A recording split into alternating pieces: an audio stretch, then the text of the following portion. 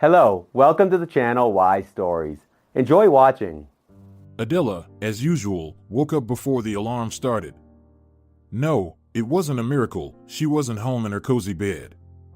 Gray cement walls surrounded her, a low ceiling above, and not a single window. So now, while the light hadn't turned on in this detested place yet, it was so dark, complete black, pitch black darkness Adela had never seen before. Soon, the room would be flooded with the bright light of the bulb hanging from the ceiling on a long wire, and lively music would pour out from hidden speakers in the corners. For some reason, every time she heard it, Adela thought of summer camps.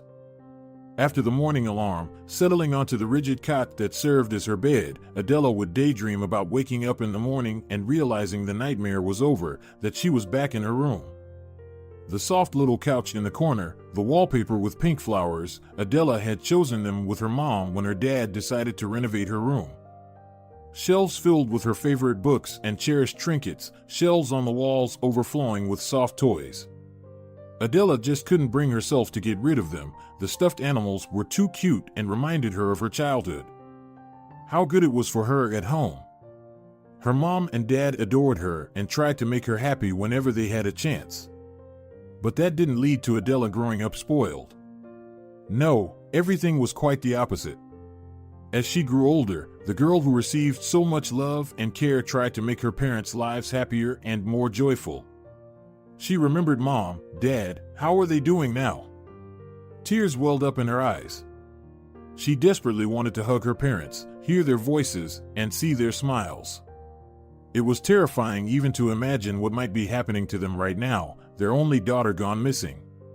Were they still searching for her? Or, as Estefanio often said, had they long given up hope and resigned themselves to the fact that their beloved Adela was no longer in this world? They are still young. Probably they've already had another child to replace you, the man who had brought her here liked to repeat, his voice sounding so confident that Adela couldn't help but start to believe what he said. You're no longer needed by them. Believe me, they suffered, shed their tears, and moved on. Time heals, and people adapt to everything. Sometimes Adela tried to argue, but more often she stayed silent. She had long realized that it was unwise to anger Estefanio. He was the one in charge here, and her life depended on him. And that was terrifying. How long had she been in this place? It's hard to say, but definitely not just 1 year. At first, Adela was too shocked by what had happened, couldn't accept it for a long time, and tried to convince herself it was all just a horrible dream. She had no time for keeping track of time. It was only later, once she came to terms with her situation, that Adela started scratching tally marks onto the concrete wall with the edge of an aluminum spoon. She had quite a collection of them now, almost enough to mark 2 years. But it had been a long time before she even began this count, possibly a year or even more. With each passing day, she could feel hope for rescue fading, a growing indifference to what was happening. These changes frightened her. Had she really resigned herself to the idea that she would spend her entire life in this cramped basement, listening to Estefanio's ramblings and his strange family's chatter? Adela often recalled that fateful day, or rather, night, when she ended up here, replaying various scenarios in her head. Was there a chance to avoid this fate? What should she have done differently? What was her main mistake? Adela lived with her parents in a small provincial town, and the construction college was the only educational institution around. Adela, the only daughter in the family, was beautiful, bright, and worthy of more. Her mother had no doubts her child should receive a university education. Her father, on the one hand, agreed with his wife, but on the other hand, he was afraid of letting his daughter alone on an independent journey at such a young age. How will she live there without us? He asked his wife. A big city, new friends, so much unexplored. And what if she comes across bad guys, and we're not there to protect her? We're not that far away, Adela's mother objected, dreaming of a bright future for her daughter, which she believed was impossible in their small provincial town. She always pushed her child towards a career, wealth, and success. She wanted her daughter to have what she had once dreamed of herself. But how will she manage on her own? You still make her breakfast and put her laundry in the washing machine. She's so naive, like a child. How can she live independently in a rented apartment? You think I'm not worried? But for the sake of our children's happiness, sometimes we need to set aside our parental selfishness. Adela's mother, who had read a lot about parenting and raising teenagers, could always drop an impactful phrase that left her spouse with nothing to argue about. As for Adela herself, of course, she wanted to be in the big city. She loved going there with her parents. Beautiful wide streets, enormous parks and squares, numerous intriguing shops, concert halls, clubs, and stylish buildings. Life there seemed to be in full swing at any time of day, so much was new, unusual, and enticing. Adela dreamed of finding new friends, going to nightclubs, and strolling through the city's alleys. She felt like every day in that city would be filled with exciting events for her. She loved her quiet, cozy town with streets overgrown with tall grass and neighborhoods of old wooden houses, playing with piers in the meadow, and splashing in the river that flowed on the outskirts. It was the perfect place to spend her school years. But Adela was growing up, and she wanted more. She fully supported her mother's idea to continue her education in a big city. The thought of living independently took her breath away. Eventually, her father gave in too. "All right," he said one day, "we decided it. After school, you'll go study in the city. Even if you don't get a scholarship, we have savings, we'll cover the tuition. And we'll rent you an apartment somewhere closer to the university." Upon hearing the joyful news, Adela rushed to hug her father. She understood perfectly well that sooner or later he would agree with her and her mother. And finally, it happened. Adela's exam scores were average. There was no way she could get into the prestigious university's economics faculty with those grades. But as promised, her father arranged for her to enroll in a paid spot. In July, Adela saw her name on the list of accepted students. She was over the moon. Her dream was about to come true.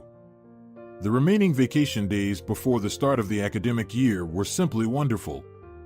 Adela went on a seaside trip with her parents. On the beach, she felt the interested gazes of men on her. Over the past year, she had finally grown up and stopped looking like an awkward teenager. Surely, there would be a lot of handsome, successful guys at the university. There would be plenty of choices, unlike in their provincial, tiny town. Max used to seem like a prince to Adela, the first guy in the village, as her mom jokingly called him, tall, agile, witty, and handsome. She used to dream of him noticing her. But there was no chance. There were always crowds of admirers around him. And then, after their graduation, he finally asked her to dance at the local club's disco, and Adela felt nothing. In her mind, she was already in the big city, where she'd have much more interesting admirers. During that period, Adela had trouble falling asleep in the evenings. She was constantly thinking about the upcoming changes. They were a bit scary, but more than that, they were exciting.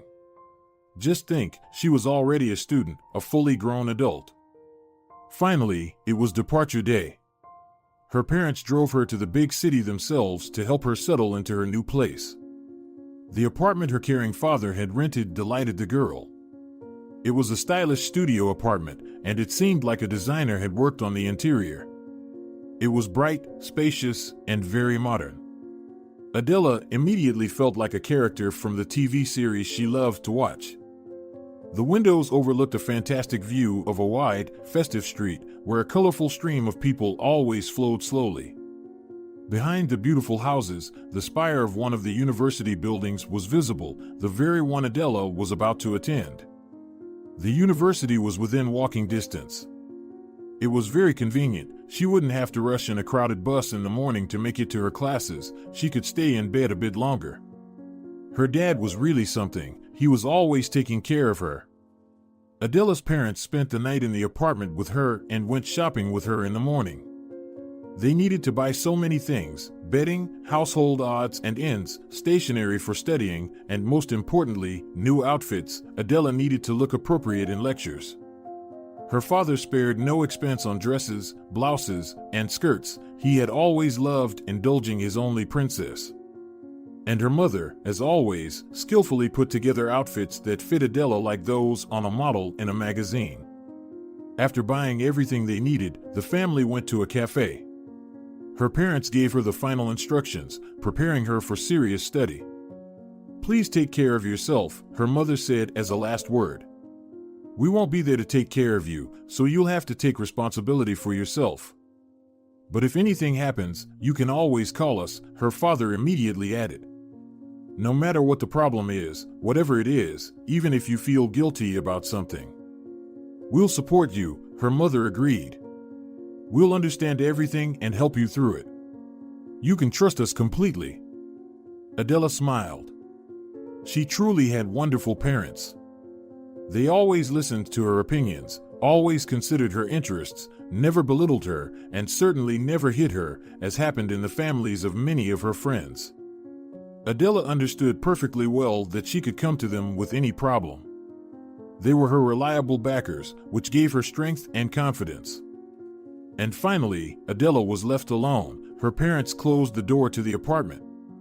They would be back in their cozy little apartment tonight, where Adela spent her happy childhood. But something entirely new awaited her.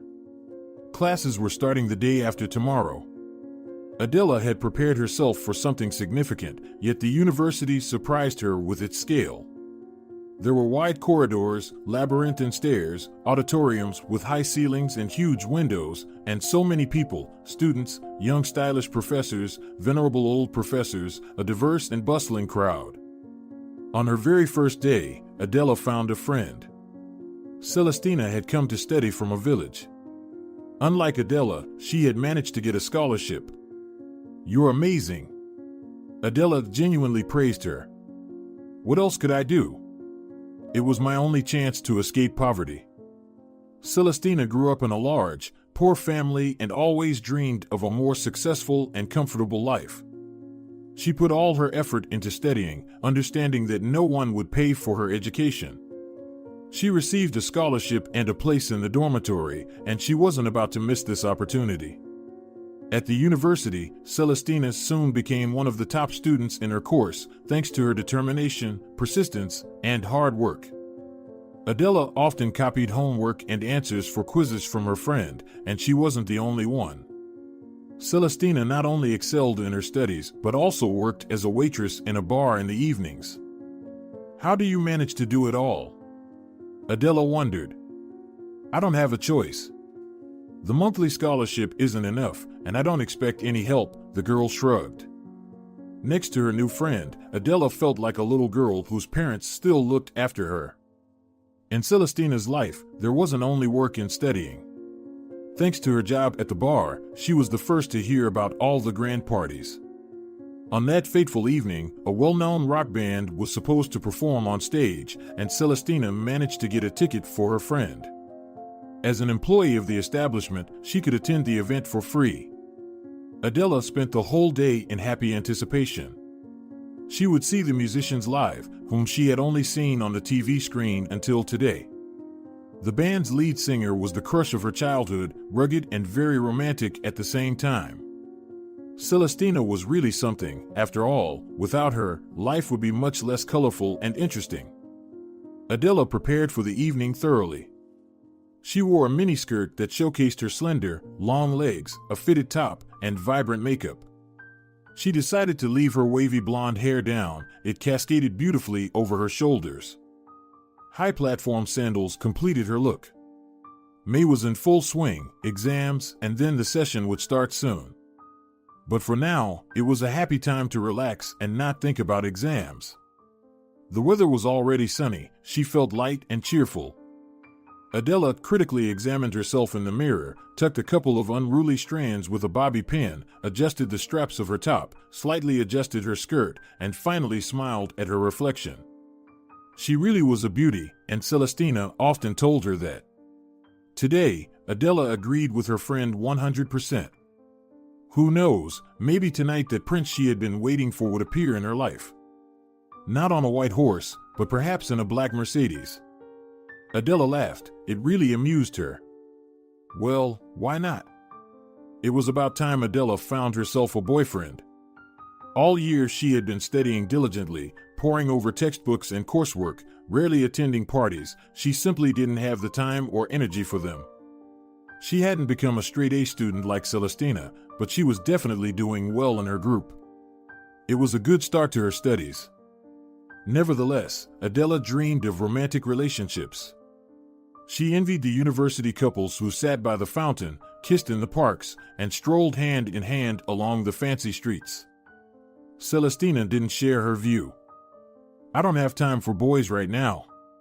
First comes studying, then a career, and only after that can I think about serious relationships." "Sounds a bit dull," Adela disagreed. Celestina just shrugged. Adela had high hopes for the evening. The bar would be packed tonight. There was a chance that a fateful encounter awaited her.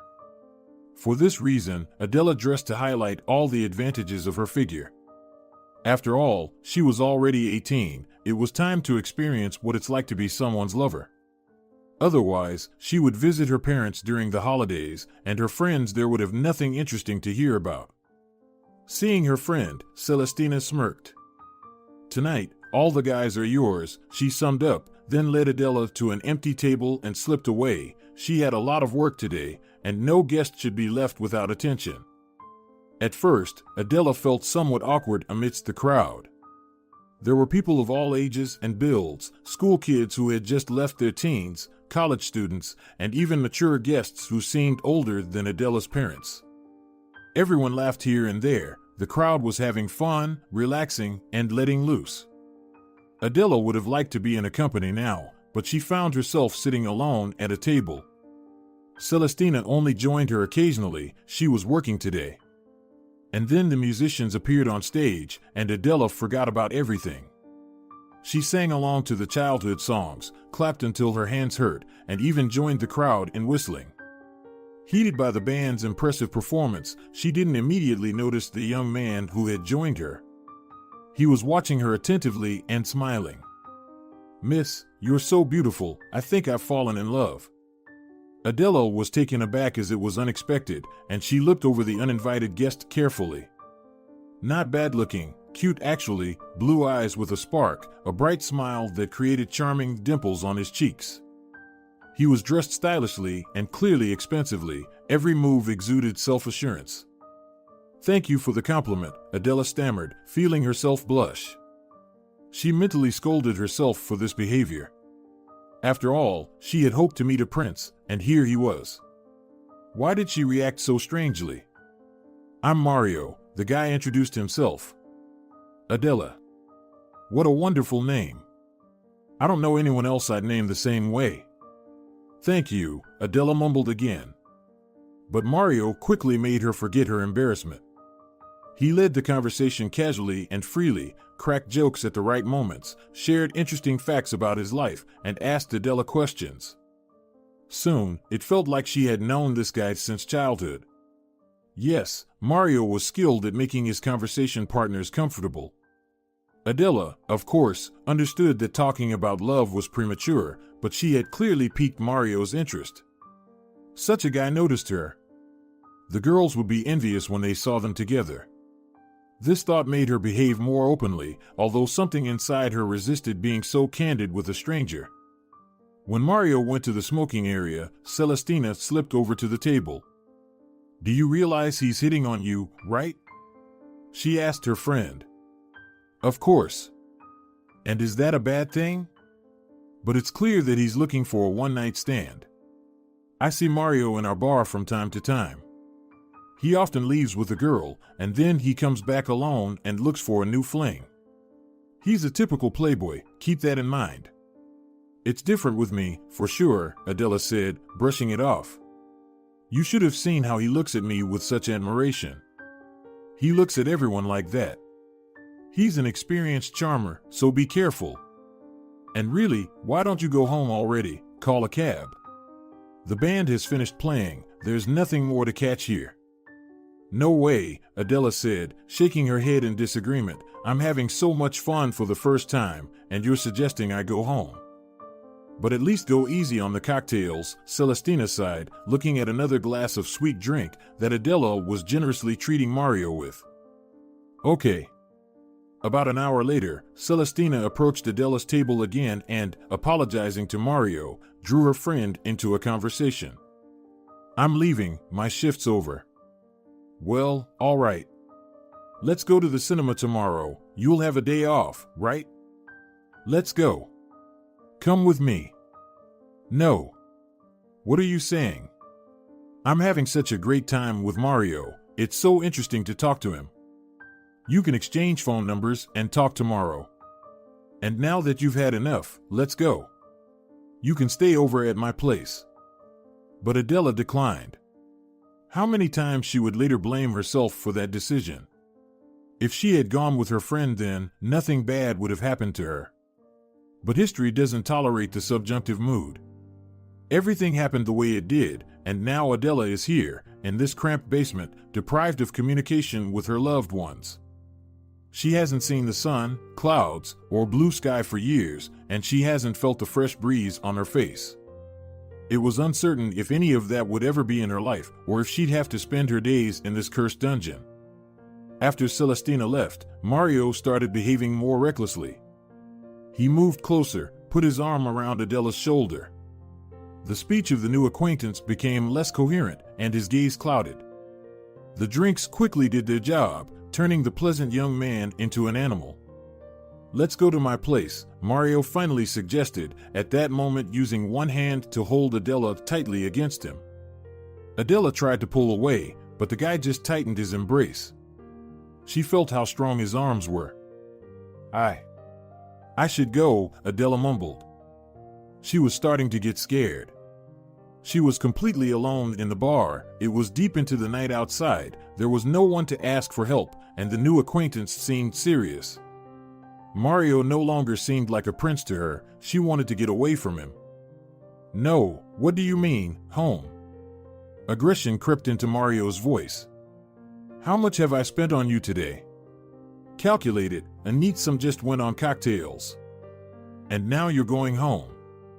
"No way, make up for it." Waves of panic and disgust washed over Adela. And why didn't she listen to Celestina? The disappointment felt almost physically painful. Mario seemed so smitten, so decent, and now these words. The girl silently pulled a stack of bills from her purse, everything she had, and handed the money to Mario. "Here, take it, and I need to go home." The guy just smirked. "Naive little fool, I love girls like you. This won't even cover half of the expenses. Get ready, we're going to my place." With these words, Mario pulled Adela away from the table and headed towards the exit. Resisting him was simply impossible. His strong arms held her firmly, and she couldn't even struggle. Adela walked through the hall on weak legs. From the outside, she and Mario probably looked like a couple hugging. Maybe she should have screamed to attract attention. But the music was blasting, people were laughing and chatting, hardly anyone would hear her. And Mario would surely be infuriated by such behavior, and who knew what he might do to her for it. "I need to go to the restroom," Adela said, grabbing onto a straw. Right now, she needed to get away from Mario, even if it meant spending a few minutes outside of his steel embrace. Perhaps she could ask someone for help. "You can wait until we get home," her companion replied grimly. "No, I can't wait. Or do you want me to ruin the interior of your car or the taxi? I don't know where we'll be going."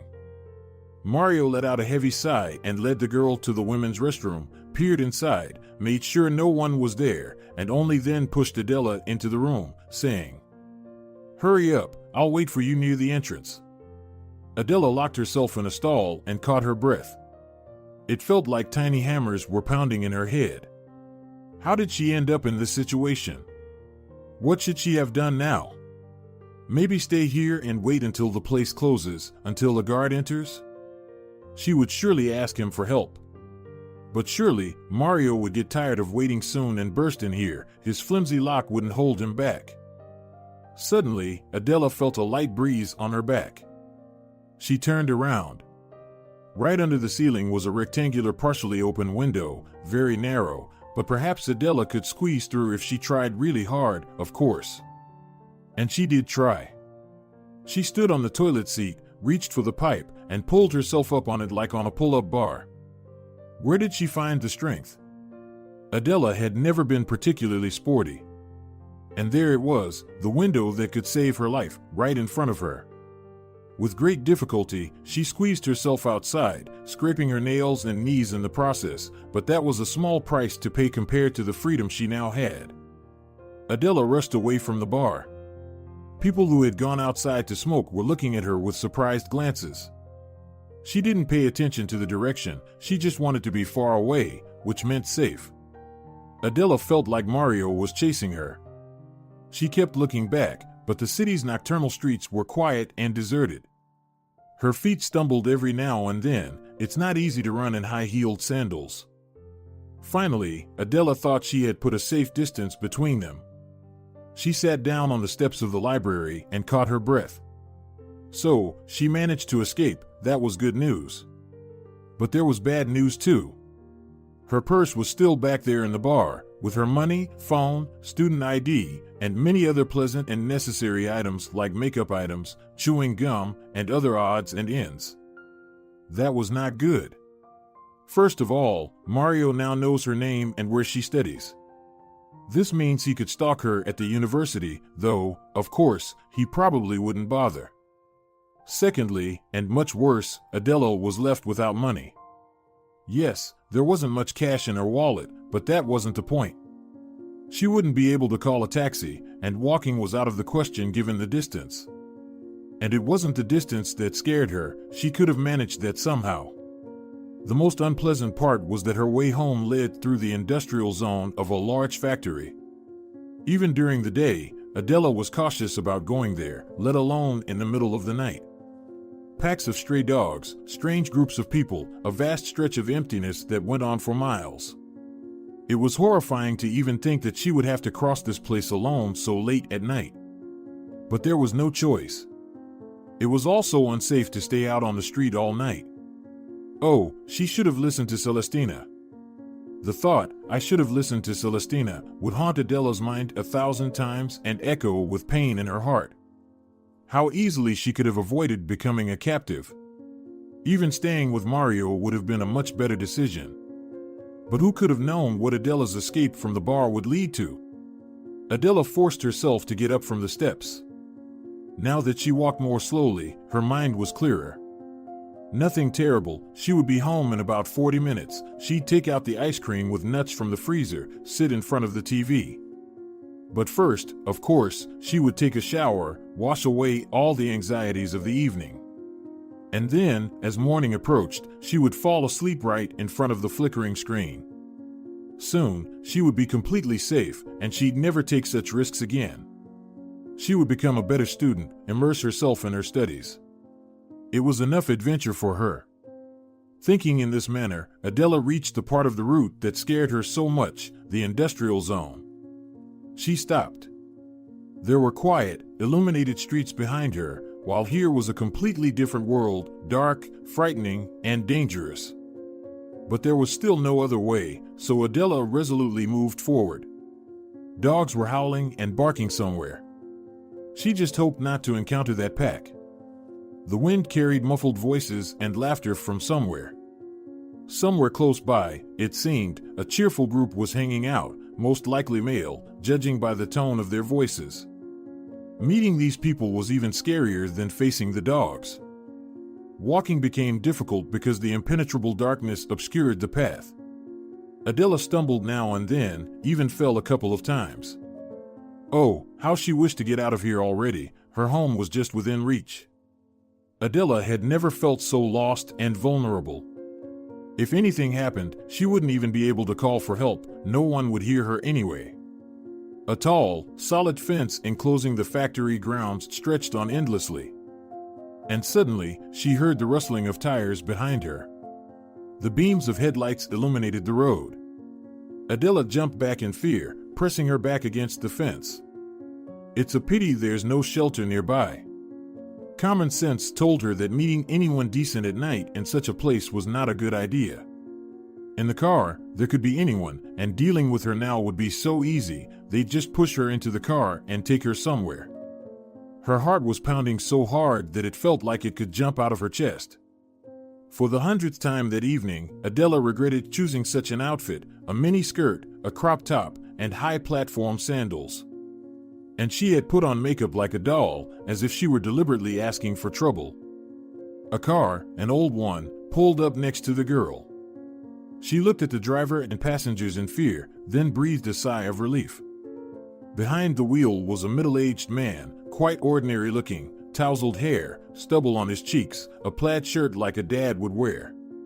Next to him, in the passenger seat, was a woman, also very plain, without makeup, and a cheap market dress, on the heavier side. They were a typical couple and didn't differ much from Adela's parents or her classmates' parents. The sight of the third passenger finally reassured the girl, an adolescent girl in a stretched-out t-shirt and jeans, probably their daughter. She was looking at Adela with tired and indifferent eyes. "Miss, what are you doing alone in such a dangerous place at night?" the man asked, rolling down the window. There was genuine concern in his voice. Adela then thought that maybe he imagined his own daughter in her place and wanted to help. "It just happened," Adela mumbled. "I got into trouble. I'm on my way home now, not far left."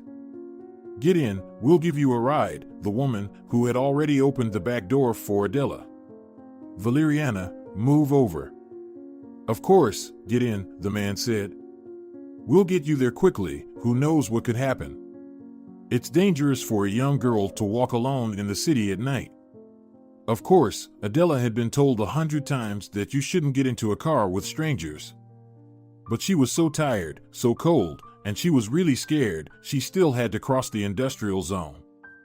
And if the man had been alone, Adela would never have agreed, but there were his wife and their daughter. It was an ordinary family, just like Adela's. They saw her, felt sorry for her, and wanted to help. And Adela made the biggest mistake of her life. She got into that damned car. At first, everything was fine. The man and the woman asked Adela about her life. The girl briefly recounted the incident at the bar. The adults clucked their tongues, scolded Adela a bit, saying she shouldn't have been hanging around such places at her young age. "You see, Valeriana, what life can bring," the man said in a teaching tone to his indifferent daughter. The girl, who looked about 2 years younger than Adela, paid no attention to her father's words. She seemed oddly indifferent, almost like a zombie. Adela thought then that Valeriana must have been very tired and wanted to sleep. That's probably why she seemed so detached. In the car with these pleasant, kind people, Adela felt completely safe. With horror, she looked at the scenes passing by outside the car window: wasteland, protruding rebar. At one point, a pack of dogs blocked the car's path. They barked and growled furiously at the car and followed it for a while. And Adela would have surely encountered them. There would have been no avoiding it. It's terrifying to think how it all could have ended. Suddenly, the girl felt sick, a wave of nausea rising in her throat. It must have been the cocktail she had the night before. The woman turned around and noticed Adela's condition. "Oh, dear, you've turned so pale. Are you okay? Can you stop the car? I think I'm going to be sick." The man obediently parked by the fence. Adela jumped out of the car and ran to the bushes, where she emptied her stomach. She felt a bit embarrassed, but the relief that followed the bout of nausea was too comforting not to enjoy. This was a chance. Another chance to free herself. After all, Adela didn't have to return to the car. She could have thanked these people for the ride and walked the remaining distance on her own. There wasn't much left. But Adela got back in. She returned on her own. On the other hand, maybe she didn't really have a choice back then, Estefanio probably wouldn't have let her go. After all, he was remarkably strong despite his slender build. Adela would come to realize this on many occasions later. "Here, have a drink, it will make you feel better," the man said, handing Adela a bottle of water. The girl eagerly took a few sips. Cool, clean water was all she needed in that moment. When she lost consciousness, she managed to realize that something had been mixed into the water. But it was already too late. Her awareness rapidly faded, with darkness encroaching from all sides. Adela woke up in the basement, which would become her prison for years to come. It was a dreadful, loathsome place. When she woke up, she understood the true meaning of the word despair for the first time. A bright light bulb dangled from the ceiling. Adela was lying on a hard cot, covered with a thin, worn, but clearly clean sheet. Against one wall was a writing desk and a chair, and against another wall was a larger table. Adela noticed a rusty metal bucket in the corner near the door. That was all that was here.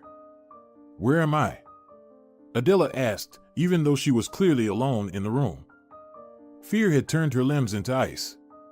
She didn't know where she was or what had happened, but she understood one thing: she was in big trouble, and it was unclear if there was a way out of this nightmare situation. Adela got up from the cot, walked to the door on weak, trembling legs, and pulled the handle. Of course, it was locked. Suddenly, she felt a surge of strength. She furiously pounded the door with her hands and feet. It seemed like with a bit of effort, she could break it, shatter it into pieces, but her palms were getting scraped, and of course, it was all in vain. Finally, exhausted, she slumped to the floor, cupping her head in her hands, and sobbed. Adela had never cried like this before. There was no reason for it. She trembled violently, the sobs shaking her entire body. Strangely, she felt relief after crying. Gradually, her mind cleared, and she began to think again. Eventually, she calmed down completely. She needed to wait.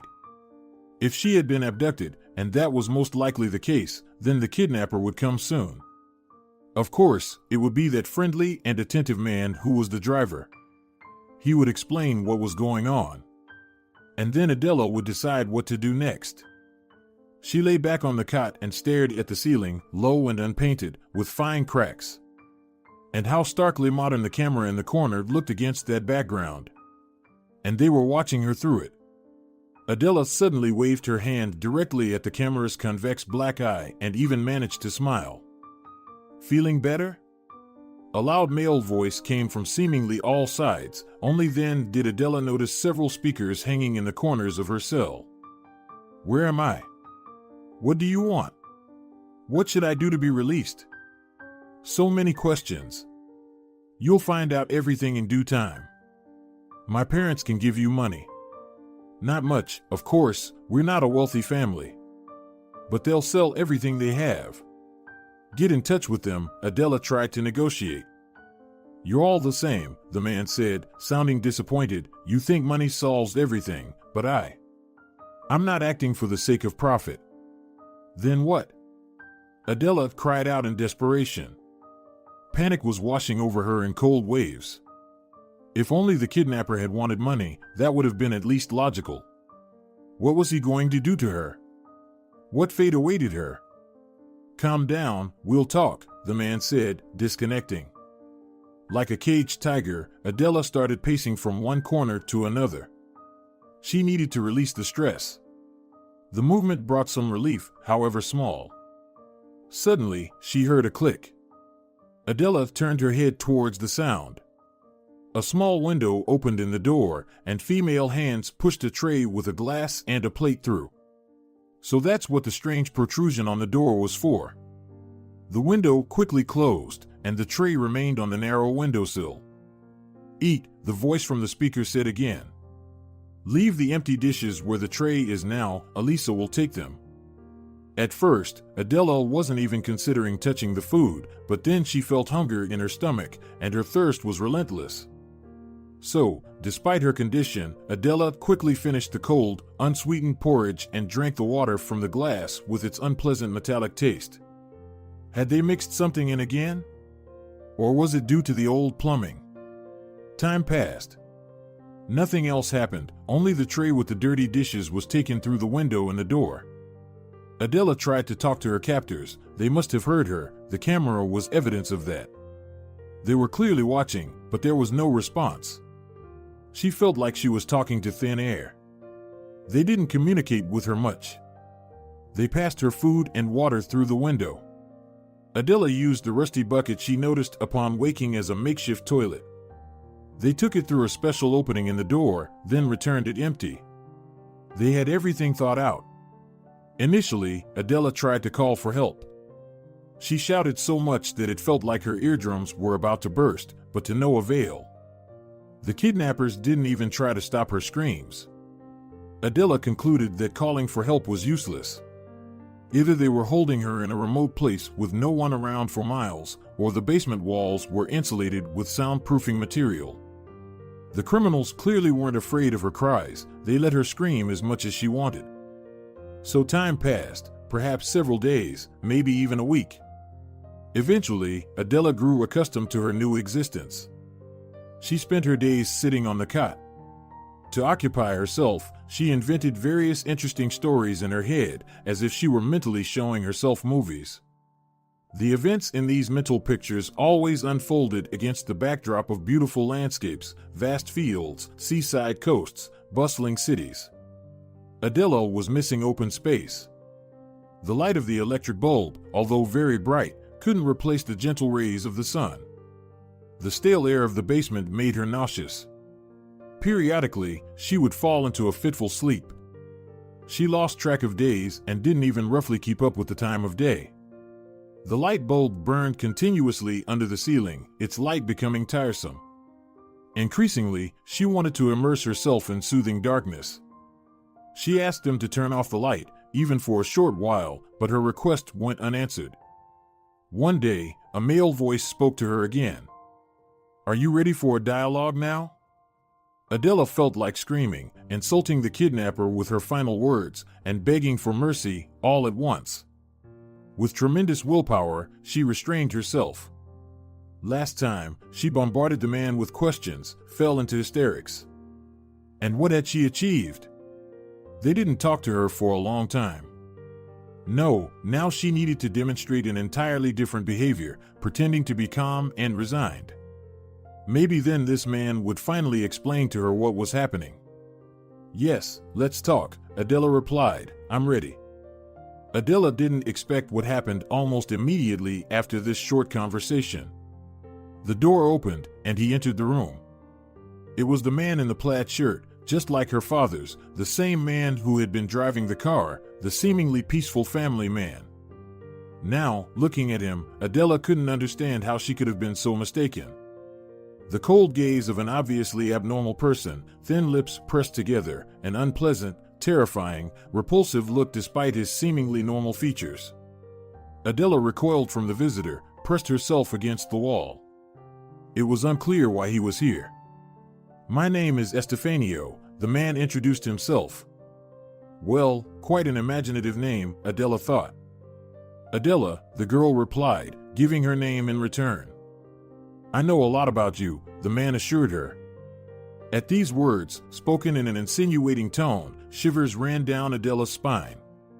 Of course, she couldn't hold back, even though she understood that it was better to remain silent. An involuntary question burst out of her that had been tormenting her all this time. "Why am I here?" Adela thought that Estefanio would get angry again, but the man just smiled and shook his head, then proceeded to tell his story, sending chills down Adela's spine. She was now completely convinced that she had fallen into the hands of someone unstable. Estefanio, who had once been Antonio, was born into a typical family, a mother, father, grandmother, and a dog. They all lived in a small, two-bedroom apartment that belonged to the boy's maternal grandparents. Money was tight, even though both his mother and father worked a lot. But nobody despaired. Back then, everyone lived like that. At first, everything was normal.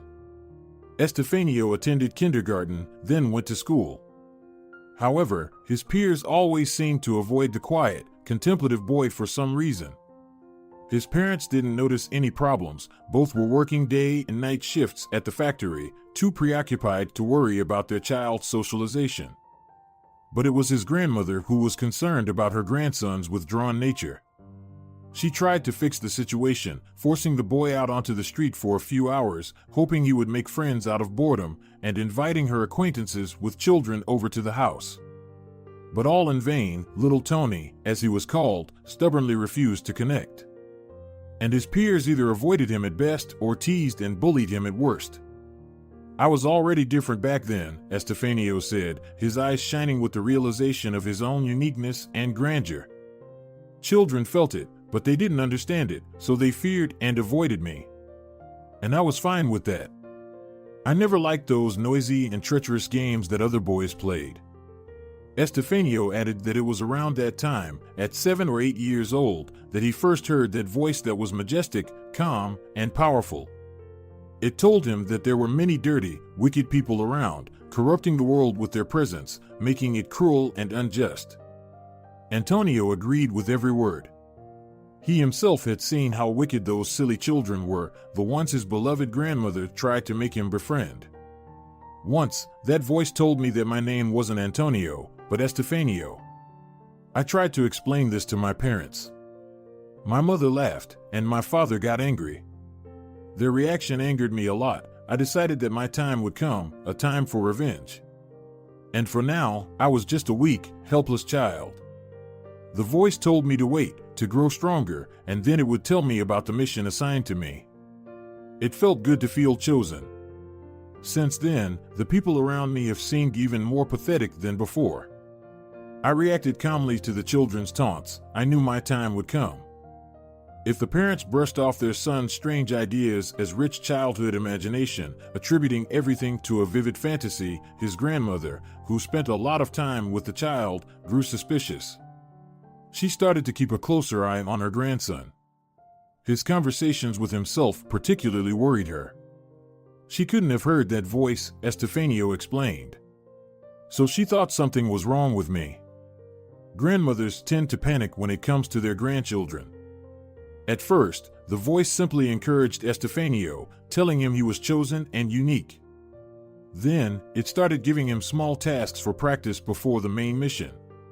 And Estefanio carried out every order. He uprooted flowers from pots, trampled flower beds in the yard, threw a textbook at the teacher during class, and pushed a classmate down the stairs who teased him more than the others.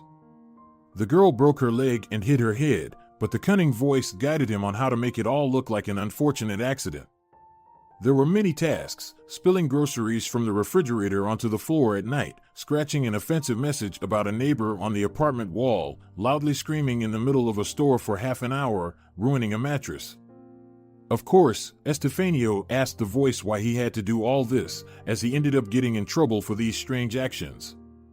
The voice replied that it was meant to strengthen my will and teach me to overcome obstacles and doubts.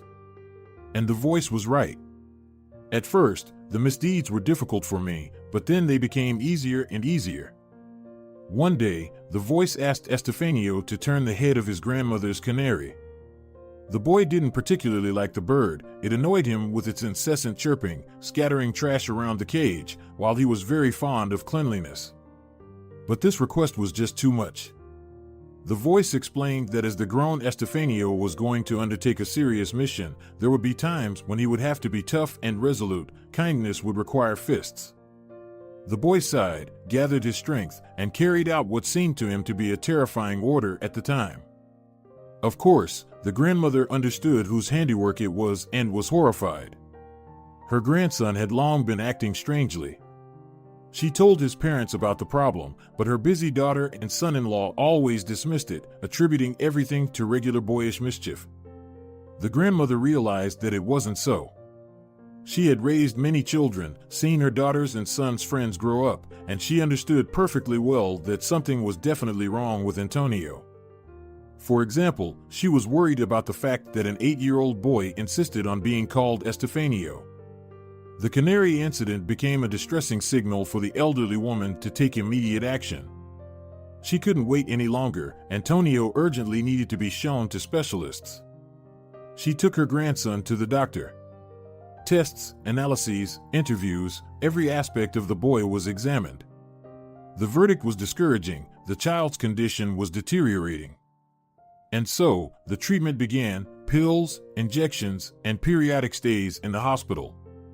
Sometimes the therapy led to the voice temporarily quieting down, and that was when Estefanio truly became frightened.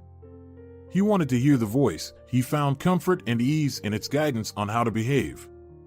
The boy realized that the pills were the cause, so he stopped taking them. He pretended to swallow the wretched pills, discreetly throwing them out of the window. Estefanio grew up, with his eccentricities becoming even more noticeable. His peers treated him differently, they avoided him, feared him, and teased him. Teachers strongly recommended transferring the troublesome student, who might engage in eccentric behavior right in the middle of class, to a special school. His parents were ashamed of their son.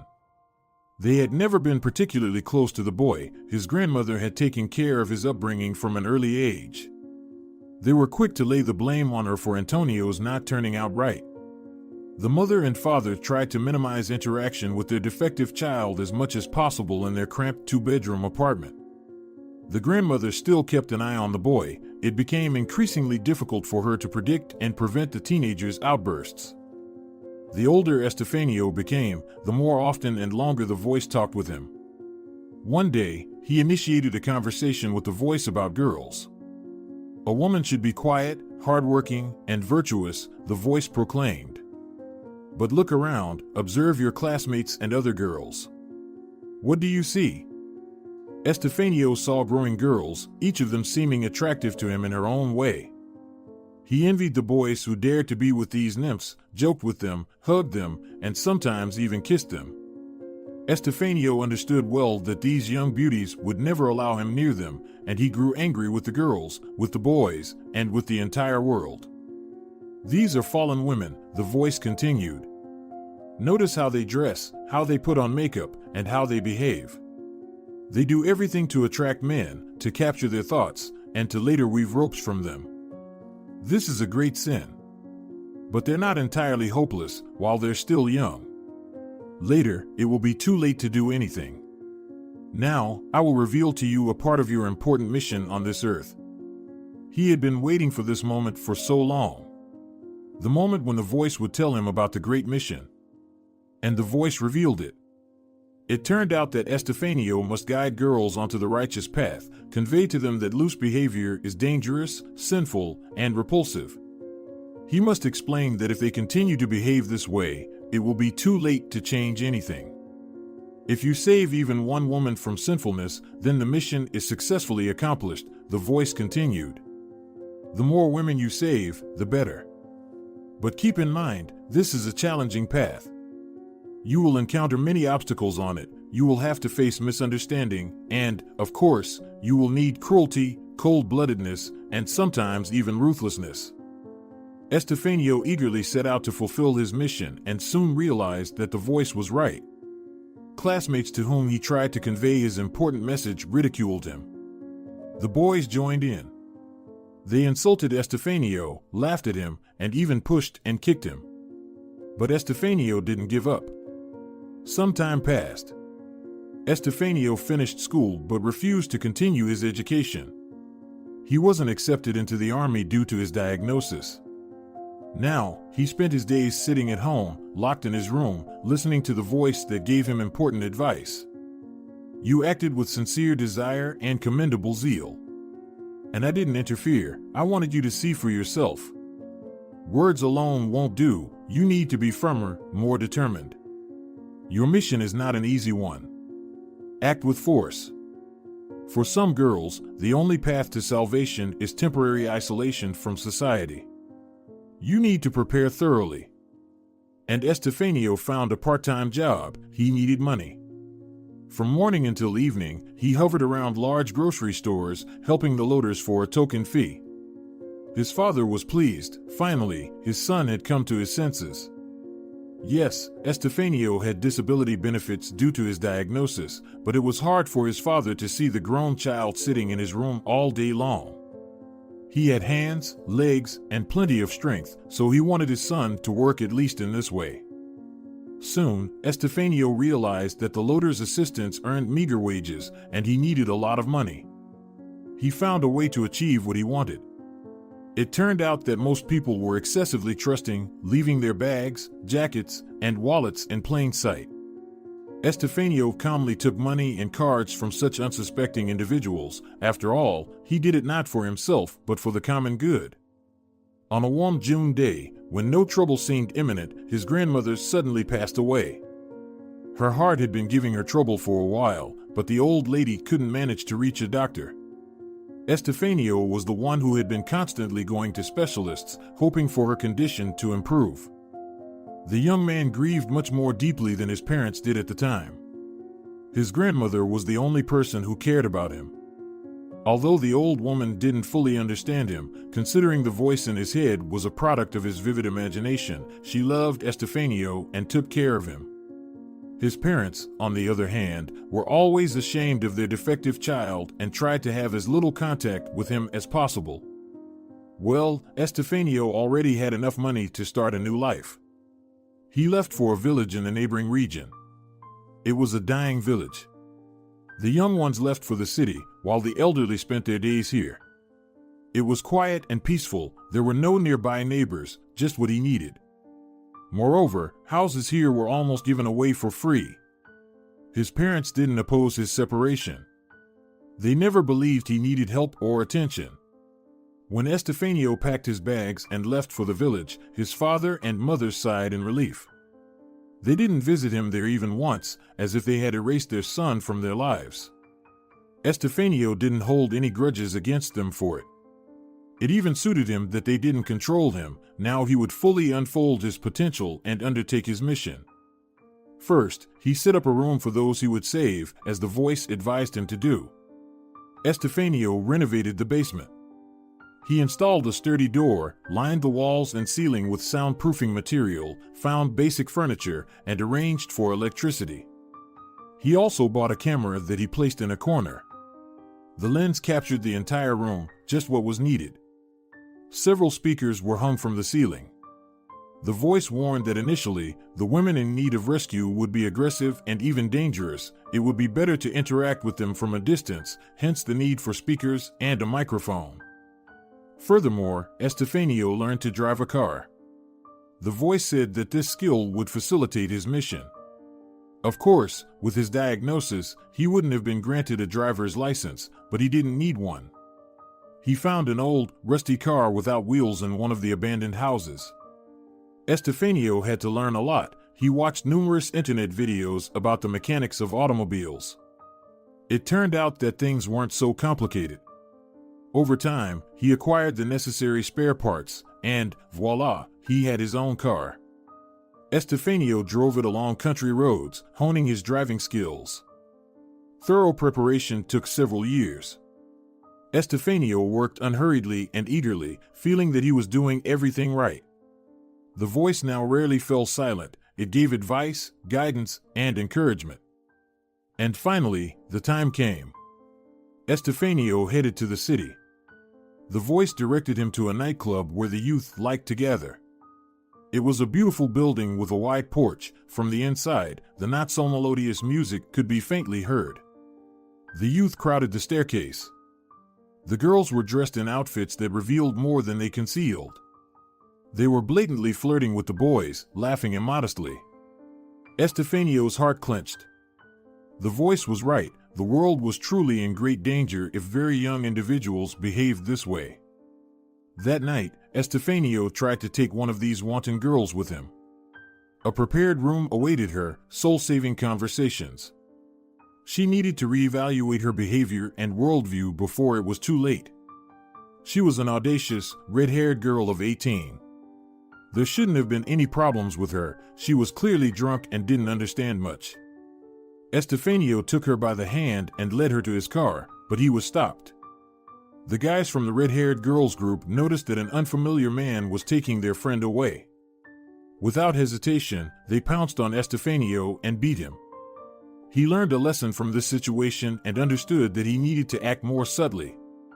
The next time, he entered the club as a regular visitor, blending into the crowd, finding an observational spot, and beginning to examine the establishment's guests. He was interested in those who were alone and weren't being watched by anyone. Elisa immediately stood out from the crowd. Amid the dancing youth, she looked like a white raven. Firstly, she was a bit older, seemingly Estefanio's contemporary. Secondly, the woman was too openly eyeing the guys and even initiating contact with them. Yet, despite her efforts, she wasn't successful in gaining the man's attention, even though she tried hard. Estefanio mentally posed the question to the voice. Is this woman the one? Is she the future of the girls who weren't saved in time? Will they become like her? As a possibility, yes, the voice promptly responded, but I think there's still hope for this woman. She's not beyond redemption. Approach her, invite her along. It's not the most difficult task, it's what you need for practice. Approach her, invite her along. Estefanio had never interacted with women like this before. He blushed deeply, his palms became sweaty, his knees trembled, and he felt embarrassed. But he was commanded by the voice, and requests from the voice could not be ignored. So, he gathered his courage and approached the woman. Seeing that someone was finally interested in her, the woman broke into a smile. Estefanio noticed that her teeth were stained with bright red lipstick, generously applied to her lips. Elisa seemed to be craving male attention more than anything else in the world. She tried to charm Estefanio, occasionally tugging at her skirt to draw his attention to her thighs. She also looked at him with admiration and complimented him. Even Estefanio's head spun from the rush of emotions. The voice managed to restore his self-control and remind him that he wasn't here for entertainment but for an important mission. Elisa didn't need any convincing. She herself volunteered to leave with Estefanio. His rusty car and his living conditions didn't faze her. What mattered to her was feeling liked by someone. Back at his place, sitting on the worn-out couch in the kitchen, Elisa opened up. It turned out she had a strict father.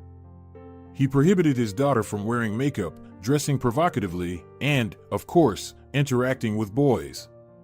For the slightest disobedience, he punished the girl with a belt. Elisa's mother didn't oppose such methods of upbringing. She was a pale shadow of her husband, obedient to his every word. Estefanio expressed admiration for Elisa's father, believing that's how a man should be. He wanted to meet this man, to which Elisa responded that her father had recently passed away, which prompted her to hastily catch up on what she had missed, to do everything her strict father had forbidden during his lifetime. Elisa started dressing provocatively, wearing bright makeup, and going to clubs and bars. She never really made any close friends her age. Her father said they only brought trouble, so Elisa embarked on her adventures in complete solitude. But evidently, time had been missed. Pretty, young girls were popular, and Elisa resented them with all her heart for their youth and freshness. Occasionally, some male attentions fell her way as well. "What do you do for a living?" Estefanio inquired. It turned out, nothing. Just like him, Elisa had a disability and the same diagnosis. This fact pleased Estefanio. He saw a kindred soul in Elisa. She didn't need to be saved, she just needed a bit of love and attention. And also, she could become his faithful assistant. Estefanio felt that he could confide everything in Elisa, so he told her about the voice, his uniqueness, and the higher mission entrusted to him. The woman hung on to every word, her eyes burning with genuine admiration. She herself suggested becoming his right-hand woman on his grand journey. When he agreed, she even cried tears of joy. Since then, Elisa and Estefanio have been inseparable. The man was happy. Finally, there was someone who supported and understood him. He didn't need to hide anything from Elisa, she fully shared all his views. Moreover, just like his grandmother once did, Elisa took care of Estefanio, pouring him coffee, making pastries and pancakes, and cooking aromatic borscht. It turned out that he had been missing a lot of this. Elisa didn't need saving, on the contrary, she could become a support in the mission of rescuing young souls. Her provocative appearance and loose behavior were just a way to elicit a bit of love from those around her. But nobody understood her, just like Estefanio, they were two against the world. Now Elisa looked completely different. She wore long dresses, didn't wear makeup, and tied her hair neatly in a ponytail. Estefanio liked her this way much more. They often discussed plans to rescue young girls from the corrupting influence of this world, worked out the details, and talked about possible scenarios. And one day, they finally managed to lure one of the naive young girls into the basement. It was Valeriana, a teenage girl who had come to the bar to have fun. The pretty, slender girl had gotten used to men paying attention to her. They were willing to pay for her food and drinks, take Valeriana for rides in cars around the city at night. Of course, everything came at a price, something Valeriana had learned quite well by the age of 16. The girl didn't object, everything had its price. Home life wasn't easy for Valeriana. Her mother raised her alone. Well, raised might be an overstatement. She provided her with food, and that was about it. Her mother enjoyed a carefree lifestyle. Her small apartment was always crowded with friends and acquaintances. They drank, argued, laughed, fought, and occasionally even had physical altercations. Valeriana dreamed of something more. She considered herself worthy of a better life, not one spent in cramped apartments. Valeriana had a model-like appearance, and she believed she could attract the attention of more successful men. She wasn't going to miss her chance. Valeriana was quite content with her life. Youth and beauty were her ticket, allowing her to quickly get what she wanted. But one day, Estefanio crossed her path. The strange man accosted her on the bar's porch, where she had gone to smoke. He spoke about her impious behavior, the impending dangers to her soul. Valeriana didn't pay much attention, which was a mistake because she might have suspected something was wrong and escaped in time. Someone hit her on the back of her head from behind, her vision darkened, and the ground slipped from under her feet. Valeriana probably remained unconscious for a while. Most likely, she was drugged, as she woke up with a strange smell in her nose. She found herself in the basement. She screamed, pounded on the door and walls, and begged to be let go. At first, I talked to her from a distance, as the voice advised. Estefanio's eyes were slightly clouded with memories. Adela looked at him in horror, finding it hard to believe that all of this was true. Dealing with Valeriana was challenging. She struggled for a while, but eventually, things started to change. Valeriana broke, became indifferent, and apathetic to everything around her. She no longer opposed visits from Elisa and Estefanio. She hung on their every word and followed their instructions flawlessly. After a couple of years, she could even be released from the basement.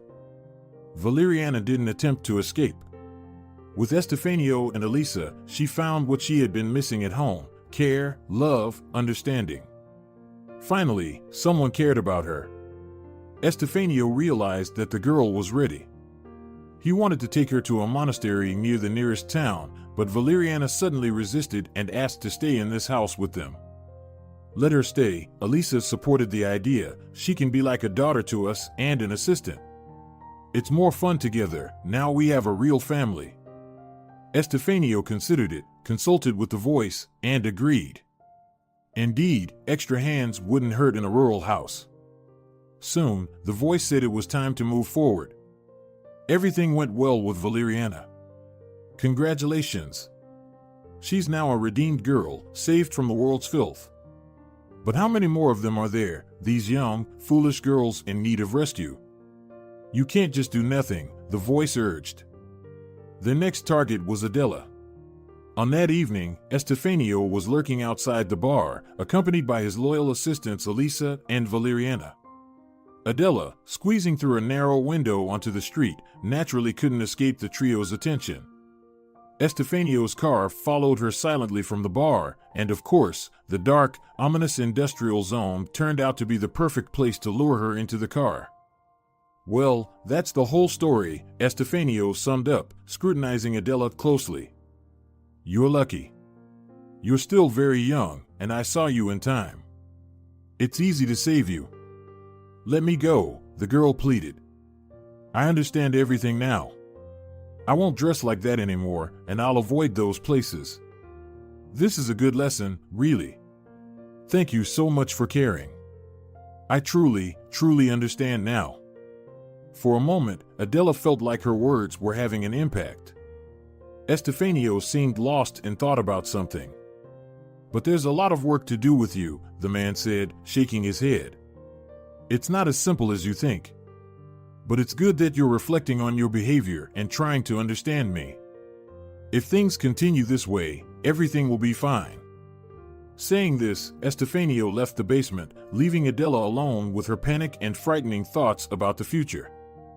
Days turned into weeks. Estefanio read Adela's sermons on proper female behavior every day. Sometimes he came down to the basement himself, sometimes he spoke through the speakers. Adela tried to feign humility. If she behaved as this madman wanted, perhaps he would let her go sooner. But time passed, and nothing changed. Adela attempted to ask about her future, sometimes pleaded to be released, but always received the same response. "You're not ready," Estefanio would say. "The corrupting influence of the dirty world on you is still very strong." The voice said that much still needs to be done with you. After a while, they began bringing her food directly into the room instead of passing it through the window and the door. Sometimes it was Valeriana, but more often it was Elisa. Apparently, Adela had earned the trust of her captors. Adela tried to appeal to the girl and the woman, attempted to sway them to her side, and begged to be released quietly, out of Estefanio's sight. But it was all in vain. Valeriana remained indifferent, like a zombie or mannequin. It seemed the bizarre couple had thoroughly warped her mind. Elisa reported everything to Estefanio, and he redoubled his efforts to guide the lost soul. Sometimes the man punished Adela, striking her with rods a couple of times right on her back. It was very painful, terrifying, and hurtful.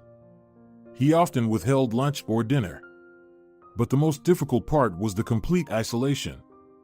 For particularly grave offenses, according to Estefanio, Adela would be left in complete darkness and silence for a while. She was ready to do anything, just to see the light again and hear someone's voice. Once, Adela almost managed to escape. This happened after she had behaved quietly and humbly for a long time, copying Valeriana's behavior. Estefanio's vigilance had slightly waned, and he had started sending the named daughter to the basement. Valeriana would bring food, take away dirty dishes, and provide a bucket of water and a cloth for cleaning. During one of these visits, Adela pushed Valeriana with all her strength. The girl fell to the ground, hit her head, and didn't even attempt to stand up. With her usual indifference, she watched Adela escape into the open passage. The girl found herself in a damp, dark basement cluttered with junk. A narrow staircase led upward. A square opening in the ceiling revealed sunlight. Adela hadn't seen it in so long. Quickly, towards it, towards fresh air, towards freedom. Energy surged within Adela out of nowhere. She rushed up the stairs and was a bit disoriented upon reaching a spacious, sparsely furnished room. She looked out the window and saw an overgrown garden. It was summer outside, the sun shone brightly in the blue sky, and fluffy clouds lazily drifted in the distance. And the air was wonderful here. But there was no time to hesitate. Adela rushed to find a way out. Her heart was pounding furiously. Just to make it in time, just to break free. But, of course, she couldn't succeed. A moment later, the enraged Estefanio burst into the room. He grabbed the girl and dragged her back into the darkness of the damp basement, away from the sun, the blue sky, and the big and incredibly beautiful world. He punished her and Valeriana too. He lashed both of them with flexible rods. Adela screamed, insulted her tormentor, and tried to bite him or at least kick him. Valeriana, on the other hand, endured it in silence. Days once again passed as usual. Adela felt like she was losing her mind. She didn't know how to fill the hours in the cramped basement. Estefanio didn't give her books, didn't bring the sketchbook with pencils, even though the girl begged him for it. The days dragged on incredibly slowly. Adela's only distractions were cleaning, mealtimes, and Estefanio's tedious, delusional sermons. Adela often imagined that everything happening to her was just a terrible dream. She only needed to wake up, and instead of the tiresome, cursed basement interior, she would see her beloved room, hear her mom calling her for breakfast, and smell the familiar scents of her home. But time went on, and the miracle never happened. One day, a man brought a huge steaming pot into the basement, immediately filling the room with an incomparable aroma of raspberry jam. Elisa followed with a large sack on her shoulders, containing glass jars and metal lids. Therapeutic labor, Estefanio explained. You'll help us, so you don't waste your energy. We have a business, added Elisa. Valeriana gathers raspberries in the forest, I make jam, and Estefanio will sell it on the road. There's a busy highway nearby, and people from the city drive back and forth in their cars. There's a high demand for such natural products. And you will fill the jars with jam and screw on the lids. Adela eagerly took on the work.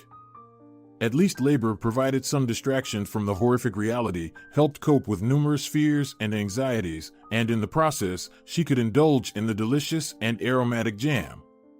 Elisa made jam from various forest berries, raspberries, strawberries, blueberries, and currants.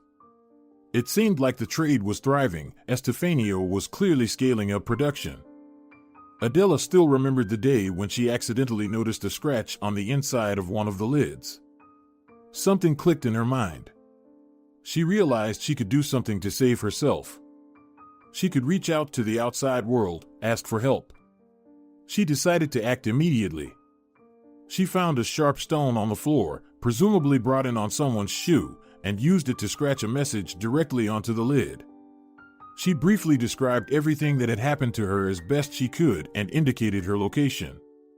From Estefanio and Elisa's conversations, Adela understood she was in some semi-abandoned village away from the highway. Adela assessed the result of her efforts. The words of the message were easy to overlook. If you didn't scrutinize them, they looked like scratches on an old lid. But still, there was a chance. On that day, Adela managed to take 6 such notes. She worked quickly, knowing that someone might be watching her. She couldn't raise suspicion. But when Estefanio appeared after some time, he behaved as usual, even praised Adela for her work. Apparently, if he was watching her, he didn't notice anything. The next day, Adela realized that the saving thought had come to her just in time. The berry season had ended, and this was the last batch of jam. The girl had managed to send a total of 6 messages out into the world. Now all that was left was to wait and hope. Adela lay on the hard cot, waiting to get up and thinking about her unfortunate fate. How unlucky she was to get caught up in such a situation. Hopefully, someone would notice her pleas for help on the lid soon. Or perhaps these jars hadn't been sold yet. Were they just sitting in the basement? Or, worse, had Estefanio decided to keep the jam from the last batch for their own consumption? She didn't want to think about what might happen if he noticed the inscriptions. Loud and lively music poured out of the speakers, and the basement was flooded with bright, blinding light. It was time to get up, wash up, and start another dull, joyless day. Job was driving down the empty highway, carefully watching the road. Early autumn had started, and the trees stretching on both sides of the road were already beginning to turn yellow. It was such a beautiful time of year. He was returning home from a business trip. He had been tasked with finalizing a contract with the director of a small factory in a provincial town, and Job had excelled, negotiating favorable terms for his boss. The boss would be pleased, and surely he would reward Job with a well-deserved bonus. Suddenly, in the distance, Job noticed something dark. There was someone on the roadside. As he got closer, he saw a man of slender build. He was sitting on a folding chair, the kind fishermen use, with plump jars of raspberry and seemingly blueberry jam spread out on a blanket in front of him. It was clear what was going on. A local resident had embarked on the simple business of selling homemade preserves. Job just couldn't drive past. Memories of his grandmother's cozy, warm house and her pancakes with raspberry jam came rushing back. What a time it was! The price was extremely low, and Job purchased several wonderful jars from the man. He decided he would definitely buy some pancakes from a supermarket on the way. It wouldn't be his grandmother's baking, of course, but it's still better than nothing. In the evening, his ex-wife, with whom Job had divorced 2 years ago, came over with their son.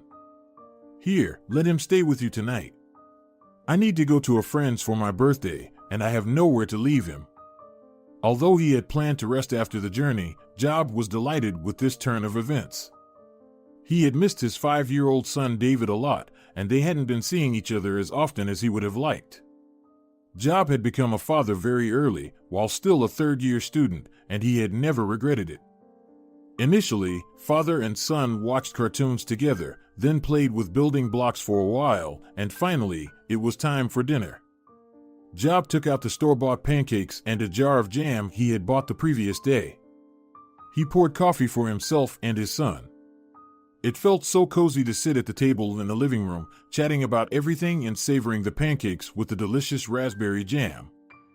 David kept fidgeting in his chair, wanting to run off somewhere, and he seemed somewhat nervous, fiddling with something in his hands, sniffing, blinking rapidly.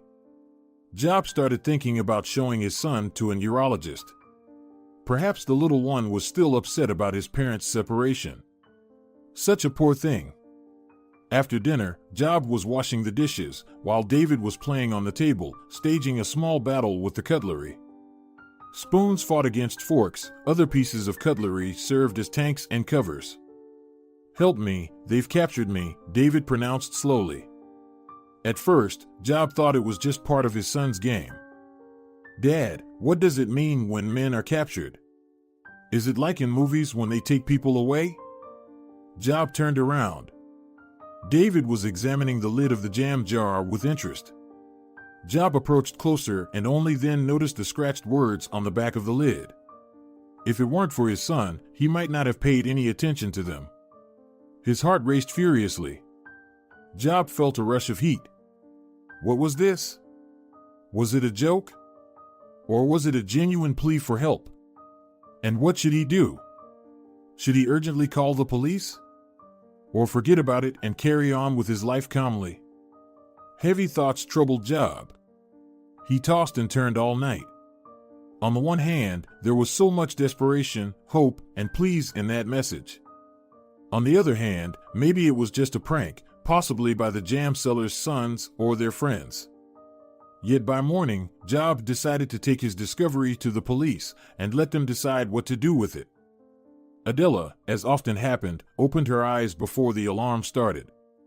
She was laying on the cot and trying to imagine her parents and their life.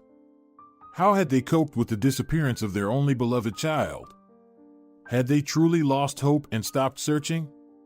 What are they doing now? Adela missed her mom and dad so much, just thinking about them squeezed her heart painfully and brought tears to her eyes. When her parents were around, all problems seemed insignificant. She could hide from any troubles in her mother's warm embrace and behind her father's protective back. But now she had to deal with everything on her own. Suddenly, a noise came from outside the door. The loud bangs made the basement shake. Adela jumped on the cot, pressed her back against the wall, and hugged her knees. Something was happening. A few more muffled thuds, and a crowd of people stormed into the room. It was hard to make out any details, the light wasn't on yet. Beams from handheld spotlights explored the walls and ceiling of the basement. In these circles of light, Adela caught glimpses of men's faces, camouflage uniforms. "You came for me." Adela finally understood what was happening. She could hardly believe her luck. For so many years, she had tried to convince herself that what had happened to her was just a terrible dream, and now, on the contrary, she feared that men in uniforms were just part of her dreams. One of the men draped a blanket over her shoulders and, gently holding her by the shoulders, led her towards the exit. Adela found herself in the very same room where she had managed to escape about a year and a half ago. Chaos reigned here now. Items were scattered on the floor, and furniture was overturned. Adela looked around, both fearing and hoping to see Estefanio, Elisa, Valeriana, or perhaps all three at once. But they weren't there. People in camouflage and plain clothes roamed around the house, taking photos, jotting things down in notebooks, quietly conversing, and seemingly gathering evidence. Adela walked to the door, her legs were shackling. It was wide open, allowing the fresh wind to rush in. She was crying, yet she didn't even notice. What a joy it was to see this vast and beautiful world again, especially after almost giving up hope of rescue. Outside the gate, there were many vehicles, some with flashing lights on top. People in uniforms and civilians alike were crowded around. Despite the early hour, they had gathered to witness this extraordinary sight, along with the few residents of the village. Mostly elderly folks. Adela was led to an ambulance. "How are you feeling?" a woman in a white coat asked. "Wonderful," Adela smiled. "Just wonderful. I haven't felt this good in a long time." The doctor shook her head and said that Adela should still go to the hospital with them. Adela didn't object. Anywhere was better, as long as it was with people, as long as it was far away from this dreadful place. As Adela was getting into the car, a man approached her. He was handsome, tall, and had concerned dark eyes framed by thick eyelashes. "I'm Job," he introduced himself.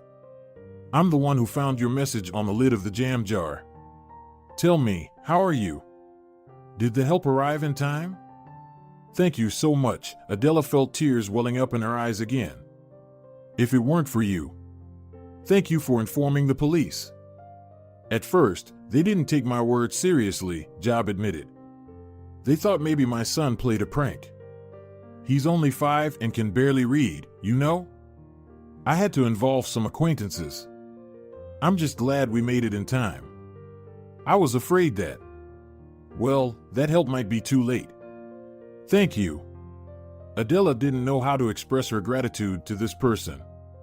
She wanted to say something more, something important, but a policeman arrived and separated Job from her. Nevertheless, they did meet again. Job visited Adela in the hospital. Not right away, of course. At first, no one was allowed to see her except her parents, who initially lived in her room, refusing to part with their daughter, who had miraculously returned. They had already lost all hope of seeing Adela alive, and then came such a miracle. Meanwhile, Adela could only communicate with her friend Celestina over the phone. Celestina cried on the other end. It turns out that all these years she had blamed herself for inviting Adela to the party and not giving her a ride home after her shift. Celestina lived with an overwhelming sense of guilt, even seeking help from psychologists. Adela's return became her salvation and immense joy. But time passed, emotions settled down, and life gradually returned to normal. Adela was still in the hospital, where they had identified minor health issues caused by the poor and monotonous diet, as well as the lack of fresh air. There were also understandable nervous system problems, but Adela was recovering. The trial of the criminal couple proceeded relatively quickly. Estefanio and Elisa were deemed dangerous to society by experts and were sent to a closed medical institution. They were to receive lifelong treatment. Valeriana, on the other hand, was recognized as a victim and was also sent for treatment. Adela was told that Valeriana had good prospects, she would recover and be able to lead a normal young woman's life.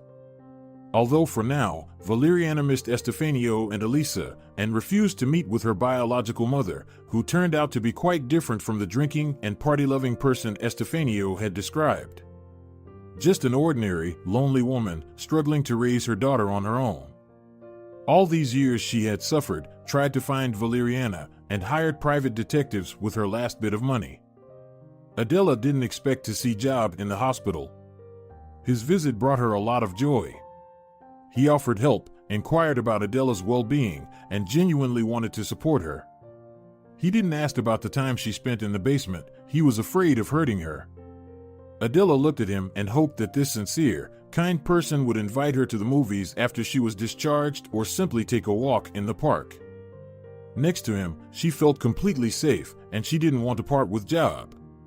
It turned out that Adela had spent more than 3 years in that dark, confined basement. She had missed so much, she needed to catch up. If you're enjoying it as well, leave a like and subscribe.